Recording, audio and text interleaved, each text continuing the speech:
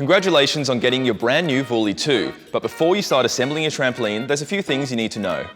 First, find some level ground and make sure there's no obstructions nearby. Then double check you've got the right number of parts. Finally, make sure you follow all the steps in this video.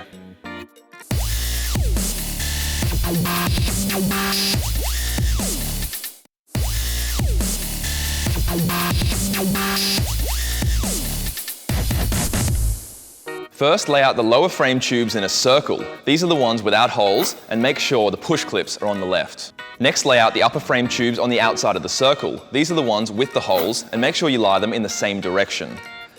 Lay out a joiner pole between each set of frame tubes with the foot facing the inside of the circle.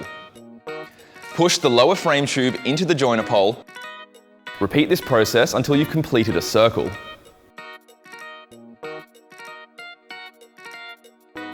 Repeat this process for the upper frame tubes working in the opposite direction. And then your frame will be complete. Take your mat and stand on the inside of the trampoline frame to make sure it's flat and centered. At this point, you should ensure the red mark is just to the right of a joiner pole. Attach one spring to each section of the frame, starting at the red marker. Make sure you count the number of holes to match the number of D-shackles. You do this by using your spring tool to attach the D-shackle on the mat to the spring and the spring to the frame. Remember, your springs can only fit one way. Once the mat is supported by the springs, lay the net flat on top of it. And again, ensuring the red mark is in line with the red mark on the net.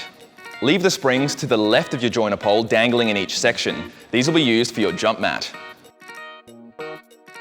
Continue by evenly attaching the remaining springs, hooking the D-shackles on your mat through the net as you go. It's much easier to attach springs on the opposite side of the trampoline, rather than working your way around as you go. It's now time to set up the padding. Place your padding on top of the frame, with whatever color you want facing up. We're going to choose blue. No, gray. No, blue. Blue. No, gray.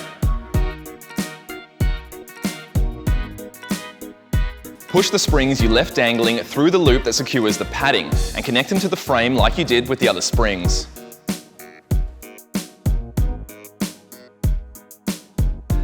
So here's how you put up the safety net.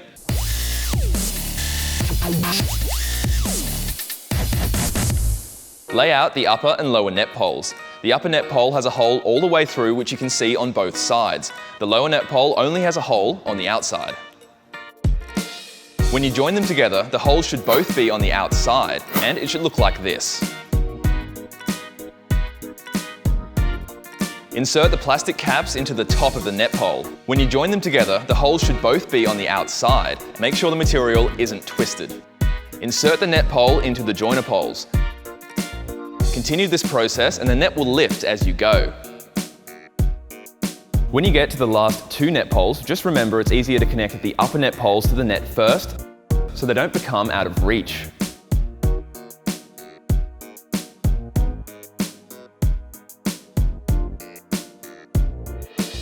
Congratulations on completing your Vuly2, the classic reborn.